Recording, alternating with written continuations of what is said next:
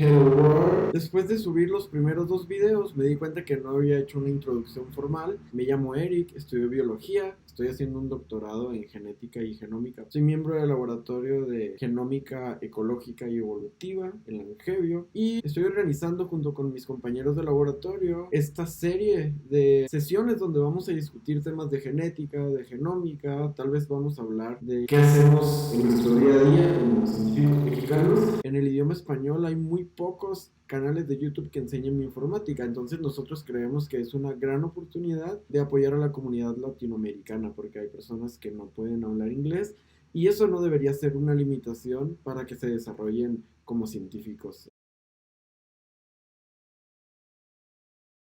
Entonces vamos a intersectar este data frame que contiene los datos normalizados contra este que contiene los datos de expresión diferencial. Después vamos a seleccionar solo las columnas que nos interesan, son estos datos colapsados, y después vamos a hacer una transformación de los valores para no inflar el índice K. Vamos a transformar al logaritmo base 2 y le vamos a sumar 1. Utilizamos esta función, tenemos nuestros valores normalizados para todos los transcritos de esta cruza. Después vamos a utilizar un switch, vamos a definir el efecto aditivo, el efecto dominante y el grado de dominancia. Entonces vamos a utilizar mutate para definir esta variable nueva. Esta variable nueva va a ser un medio de la diferencia de ambos progenitores. El efecto dominante es la desviación del heterocigoto, ¿sí?, menos el promedio de los dos papás. Y el grado de dominancia es el cociente del efecto dominante entre el efecto aditivo. Una vez que hicimos la computación de este valor K para cada transcrito, vamos a utilizar un switch. En este switch lo primero que vamos a hacer es definir una variable que va a contener el modo de herencia. Este modo de herencia o modo de acción génica vamos a utilizar case when. Case when es como if else. Entonces en este caso le vamos a preguntar, evalúa que el valor absoluto del grado de dominancia sea menor a 0.25. Si es así, lo vamos a caracterizar como aditivo. Nosotros definimos estas reglas de acuerdo a un libro de genética cuantitativa que se llama Falconer, pero no hay ninguna definición de cuál es el rango de aditividad y dominancia. Pero en este caso, si por ejemplo los valores de -1 a +1 incluyen el rango más simple de entender en genética, aditividad 100% sería 0, pero nosotros utilizamos un rango de -1/4 más 1/4, asimismo para recesividad y dominancia. Por lo tanto, los valores de recesividad parcial o dominancia parcial están entre 1/4 y 3/4. Entonces, por eso nosotros utilizamos esos intervalos. Como si nos interesa saber la dirección de la dominancia de la recesividad, codificamos en este caso cuál es el dominante. Entonces, ¿cómo se ve esta matriz? Ahora voy a dar justo un ejemplo de cómo podemos visualizar estos datos que generamos. A mí se me ocurrió que era interesante explorar K en el espectro completo de K y el espectro completo del efecto aditivo, que es interesante porque si se acuerdan nos habla del efecto de sustituir un alelo. Una predicción es que a la mayoría de los genes les pasa lo mismo cuando sustituyes un alelo. En ese sentido, esperaríamos que la mayoría de los genes cambiaran su nivel de expresión con un factor similar. Utilizar una visualización que es muy similar a un gráfico de dispersión, pero aquí los puntos en el espacio se van a agrupar en hexágonos. Te voy a pedir que lo coloree en forma cuantitativa de acuerdo a la densidad, es decir, qué tan frecuente es cada grupo. Entonces en esta gráfica podemos aprender algunas cosas interesantes del transcriptoma de esta cruza particular.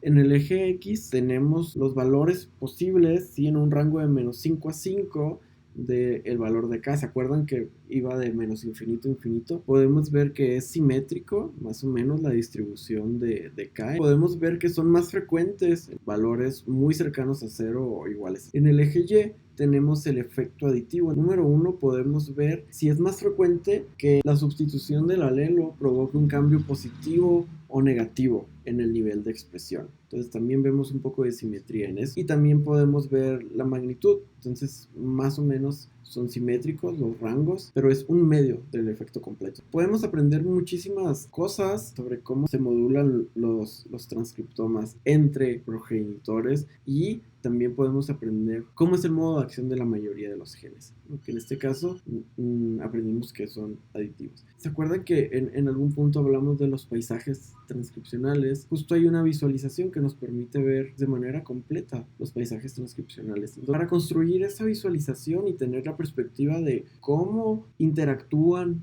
dos alelos en un fondo heterocigoto y aprender qué pasa en diferentes cruzas y si hay patrones claros, vamos a analizar de manera conjunta todos los datas.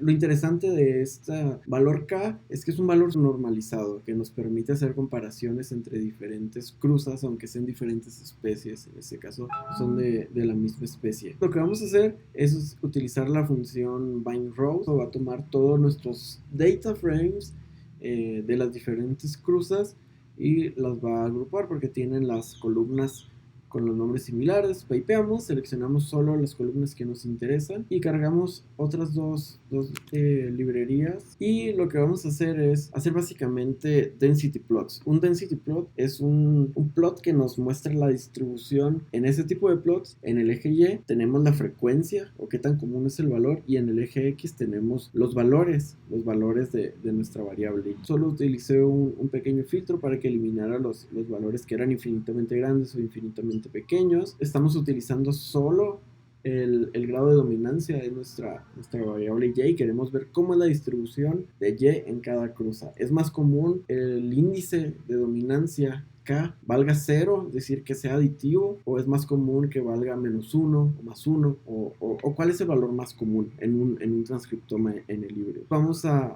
utilizar esta función StatDensityRich. Vamos a colorear las distribuciones de acuerdo a los valores más probables. Vamos a poner más amarillos los colores más probables y morados los valores más improbables.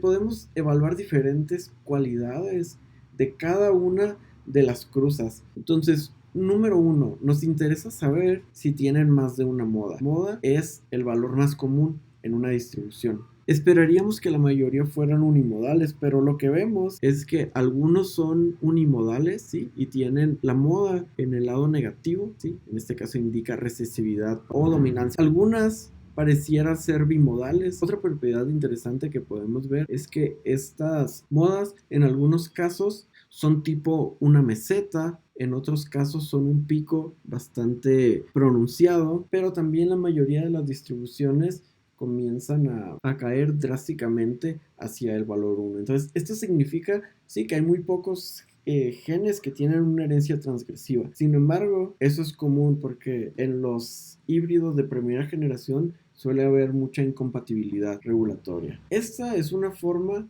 en la que podemos explorar cómo colisionan dos genomas. Algo que podemos argumentar de estos datos es que, a pesar de que sí hay mucho polimorfismo de expresión, nosotros no podemos saber exactamente qué locus controla estas diferencias de expresión, pero sí sabemos que es genético y aprendimos algo sobre los factores genéticos que controlan las diferencias. Entonces tenemos una hipótesis de modo de acción para cada uno de los genes. Esos datos se pueden explorar de muchísimas formas y podemos hacer diferentes predicciones sobre cómo se correlaciona la haplosuficiencia o la haploinsuficiencia con el patrón de herencia, con el modo de acción génica y si corresponde con la función que hacen los genes. Me gustaría cerrar con un ejemplo de cómo algunas veces podemos entender de una pregunta genética tan solo visualizando. Entonces podemos ver diferentes cualidades de este código de barras